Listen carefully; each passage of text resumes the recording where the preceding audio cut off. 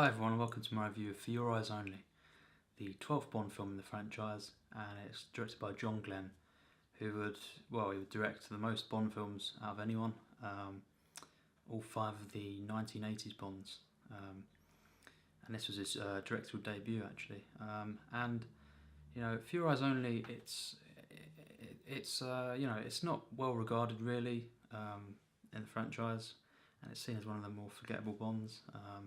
And you know, at the time people didn't really like the tone, and you know, for me it's a return to the tone of the Connerys, the early ones, and you know, the George Lazenby on Her Majesty's Secret Service. It's more that serious tone.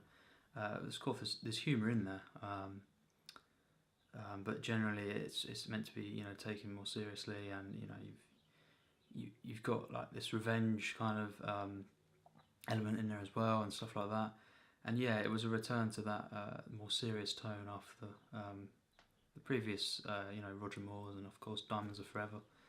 And For Your Eyes Only, it's been a Bond film that I've always loved, actually. And I don't really see the hate that it gets. Well, I mean, it's not flat out hated, but it's just, you know, some people do hate it, and you know, they just say it's bland, and there's not much good things about it. But I think this is one of the 2 Roger Moore films that's actually, Roger Moore Bonds that's actually great. It's a great action film as well as just a Bond film, you know.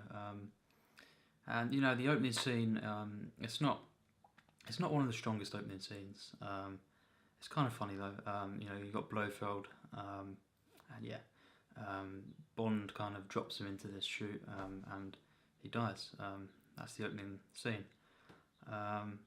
And it goes into the credits, of course, and the theme song, that's another thing. You know, this theme song I love, For Your Eyes Only, sung by Sheena Easton, I think it was, and it's composed by Bill Conti, who would take over for this film to score the film. John Barry wasn't available, and you know, he's known for scoring the Rocky films, you know, the Karate Kid as well. And again, that's another thing that was criticised, the score. And I love the score. I think it's really, really good. And the title song is wonderful for me, really. And the way it's used throughout the film, it's just wonderful, really. And you know, Roger Moore, I think, is back on form again. He's not quite as good as he was in The Spy Who Loved Me, but certainly better than he was in, you know, any of the other Bond films that he was in. And you know, you've got the Bond girl as well, played by Carole Bouquet, and that's the thing, her performance is not great, let's just say that, but her character is, compared to a lot of the Bond girls, I would say, and that's due to the exposition, and some certain things that happen early on in the film. It kind of establishes her motivations, and you actually kind of feel something for her, which is quite rare, you have to admit, for a Bond girl. Her performance was fine. It got better, you know, in the second half, and yeah, but it was mainly the writing, really, that elevated her to, well, I suppose, one of the better Bond girls for me. And the chemistry that her and you know, Roger Moore has in this film really makes that romance work. It's probably one of my favourite Bond romances. You know, I got invested in it. And another thing to drive the film. And whenever they're on screen together, you get this, you know, this chemistry, this feel. And you know, another thing to note as well, the action in this film. Again, some of the best of the Moore action, definitely. It's more low key actually, the action in this film. There's not as much, you know, gadgets and stuff. There's not really anything over the top in terms of the action or anything, and it's just executed so well. Stunning action, and the way it's paced throughout the film as well. Wonderful. You know, that climatic sequence where they're climbing the cliff and everything that goes down there, and that, you know, on top of that cliff. Stunning.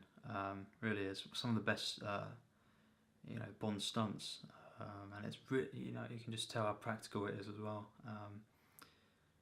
And you know, it's just so entertaining, the action sequences in this film.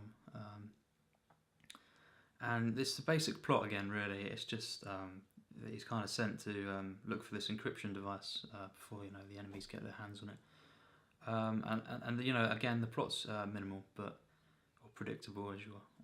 But that doesn't matter because as we know with Bond, it doesn't really matter too much about the plot. And you've got such a pace. This film goes at such a pace. It's got so much energy. With the action and with the way it's kind of globetrotting again. It's just stunning. You've got the ski scenes in the first half, and then you've got maybe even better action in the second half. And that final sequence is just brilliant, really. And the rest of the supporting cast, for the most part, really good as well. Especially Julian Glover. He was absolutely brilliant in this film. He plays the villain, the main villain of the film, and just absolutely stunning in this film. And I really like him as an actor anyway. He's in Game of Thrones as well, and I've seen him quite a few things, but yeah, he's a great Bond villain, really. But his performance is just really, really good. The way he carries himself. Unfortunately, there is a supporting character who is dreadful, and that's one of the only big flaws of this film, and it's B.B. Dow. You probably know him on about. Lynn-Holly Johnson plays her, and what a terrible character. And really, the only bad humour in the film is when she is interacting with Bond. They do this kind of weird thing, and it doesn't work. Around the ski slope bit as well. Everything she says is just really poor. The way she delivers her lines, and it's just the whole way what they were doing with that character. That just didn't fit the film, and it was just off-putting. And unfortunately, whenever Roger Moore was interacting with her, it just kind of the whole scenes. There was only a few scenes really when they were doing that, but they felt a little off really, and it kind of detracts a little bit from the experience, and from being able to take it fully serious throughout the whole film. But yeah, the rest of the supporting cast great. It's just that that one character really, and yeah, Roger Moore again, of course, really good performance, and the directing, the editing, I really liked in this film. Again, as I say, it's low-key action, but the way he moves the camera, it's just really good. And you've got some underwater scenes in this film, and they delivered. They were really good. I thought it's not fundable. As you may know if you've seen my review, that was one of my massive flaws with Thunderball, the underwater scenes. But in here, there's actually stuff going on.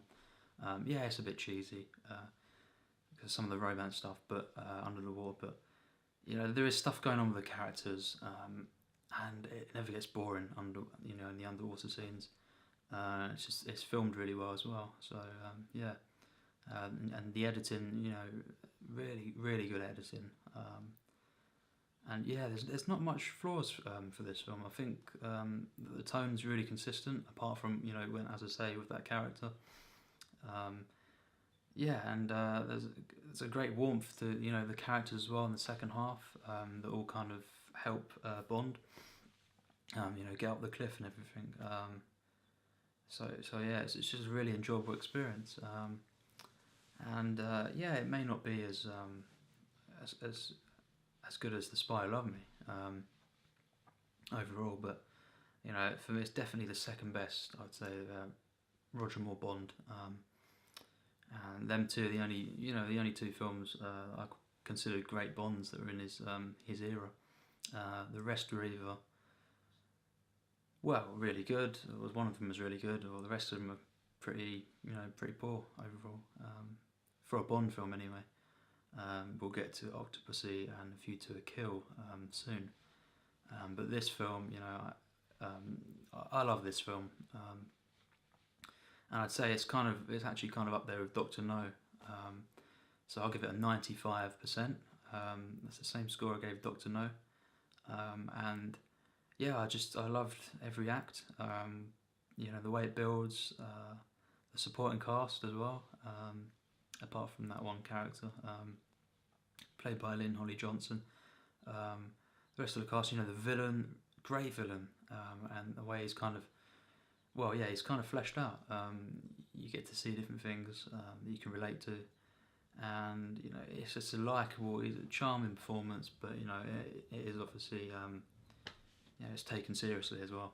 And I'd say he's one of the better Bond villains, definitely. And you know, throughout the film, I love the romance between Bond and the Bond girl. Although the performance wasn't great, overall, you know, the romance worked really well because of the writing, and she did pick up in the second half performance.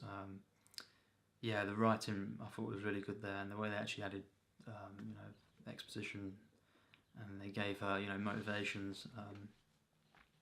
Yeah, and just whenever she was on the screen with Bond, it just worked. And of course, just the action throughout the film, the use of music. I don't have an issue with that. I know obviously some people con that, but I thought the music was great, by Bill Conti. And yeah, I don't really have much flaws. Directed, edited really, really well, and it's just a consistently pretty stunning Bond film for me. Apart from a couple of tonal issues involving that character, yeah. So I think it's definitely one of the better Bonds for me. For your eyes only. So thanks for watching my review. Next up will be Octopussy. Spoilers, it's going to be a worse rating than this, considerably. And you know, this is, you know, this kind of sort of like 5 Bond films, from Moonraker to License to Kill. Yeah, it's for me, it's the worst era of Bond. But you know, as I say, you have got this film, and yeah, that's a standout film, and we'll just have to get through the others, the other bad ones. So, thanks for watching.